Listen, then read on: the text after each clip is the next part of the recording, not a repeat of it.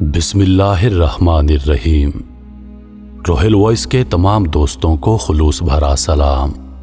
میں ہوں روہیل خان اور آپ دیکھ رہے ہیں روہیل وائس چینل۔ حضرت ابو دجانہ رضی اللہ تعالی عنہ کی ہر روز یہ کوشش ہوتی کہ وہ نماز فجر رسول اللہ صلی اللہ علیہ وآلہ وسلم کے پیچھے ادا کریں، لیکن نماز کے فوراً بعد یا نماز ختم ہونے سے پہلے ہی مسجد سے نکل جاتے۔ رسول اللہ صلی اللہ علیہ وآلہ وسلم کی نظریں ابو دجانہ کا پیچھا کرتیں۔ جب ابو دجانہ کا یہی معمول رہا تو ایک دن رسول اللہ صلی اللہ علیہ وآلہ وسلم نے ابو دجانہ کو روک کر پوچھا، اے ابو دجانہ، کیا آپ کو اللہ سے کوئی حاجت نہیں ہے؟ حضرت ابو دجانہ رضی اللہ تعالی عنہ نے فرمایا، کیوں نہیں اے اللہ کے رسول، میں تو لمحہ بھر بھی اللہ سے غافل نہیں ہو سکتا۔ رسول اللہ صلی اللہ علیہ وآلہ وسلم نے فرمایا، تب پھر آپ ہمارے ساتھ نماز ختم ہونے کا انتظار کیوں نہیں کرتے اور اللہ سے اپنی حاجات کے لیے دعا کیوں نہیں کرتے؟ جواب میں حضرت ابو دجانہ رضی اللہ تعالی عنہ نے کہا، اے اللہ کے رسول، دراصل اس کا سبب یہ ہے کہ میرے پڑوس میں ایک یہودی رہتا ہے جس کے کھجور کی درخت کی شاخیں میرے گھر کے صحن میں لٹکتی ہیں، اور جب رات کو ہوا چلتی ہے تو اس کی کھجوریں ہمارے گھر میں گر جاتی ہیں۔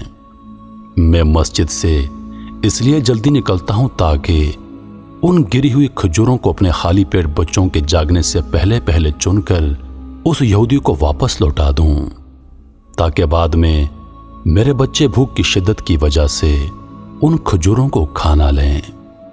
اس کے بعد حضرت ابو دجانہ رضی اللہ تعالی عنہ نے قسم کھا کر کہا، اے اللہ کے رسول، ایک دن میں نے اپنے بیٹے کو دیکھا جو اس گری ہوئی کھجور کو چبا رہا تھا۔ اس سے پہلے کہ وہ اسے نگل پاتا، میں نے اپنی انگلی اس کے حلق میں ڈال کر کھجور باہر نکال دی۔ اللہ کے رسول صلی اللہ علیہ وآلہ وسلم، جب میرا بیٹا رونے لگا تو میں نے کہا، اے میرے بچے، مجھے حیا آتی ہے کہ کل قیامت کے دن میں اللہ کے سامنے بطور چور کھڑا رہوں گا۔ سیدنا ابو بکر رضی اللہ تعالیٰ عنہ پاس کھڑے یہ سارا ماجرا سن رہے تھے۔ جذبہ ایمانی اور اخوت اسلامی نے جوش مارا تو سیدھے اس یہودی کے پاس گئے اور اس سے کھجور کا پورا درخت خرید کر ابو دجانہ اور اس کے بچوں کو ہدیہ کر دیا۔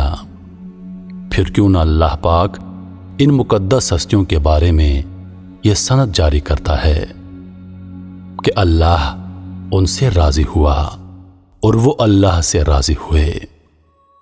چند دن بعد یہودی کو اس سارے ماجرے کا پتہ چلا تو اس نے اپنے تمام اہل خانہ کو جمع کیا اور رسول اللہ صلی اللہ علیہ وآلہ وسلم کے پاس جا کر مسلمان ہونے کا اعلان کر دیا۔ میرے محترم عزیز دوستو، بعض مرتبہ آپ کی ایک نیکی کسی کی زندگی بدل دیتی ہے۔ دوسری بات کہ صحابہ کرام رضوان اللہ علیہ اجمعین حرام کھانے سے خود کو اور اپنے اہل عیال کو کس قدر بچاتے تھے۔ ایک آج ہم ہیں کہ ہر وقت مال جمع کرنے کی کوشش میں لگے ہوئے ہیں، بس مال جمع ہو، چاہے حرام ہو یا چاہے پھر حلال ہو۔ نبی پاک صلی اللہ علیہ وآلہ وسلم کا ارشاد پاک ہے، جس کے پیٹ میں حرام کا ایک لقمہ گیا 40 دن تک اس کی دعا قبول نہیں ہوتی۔ 40 دن تک اللہ پاک اس کی کوئی دعا سنتا ہی نہیں۔ 40 دن تک اس کی دعا اللہ کی بارگاہ تک نہیں پہنچتی۔ میرے عزیز دوستو، ہمیں چاہیے کہ ہم خود کو اور اپنے اہل عیال کو حرام کھانے سے بچائیں اور خود بھی بچیں۔ اللہ پاک ہم سب کو سمجھنے اور نیک اعمال کرنے کی توفیق عطا فرمائے۔ آمین یا رب العالمین۔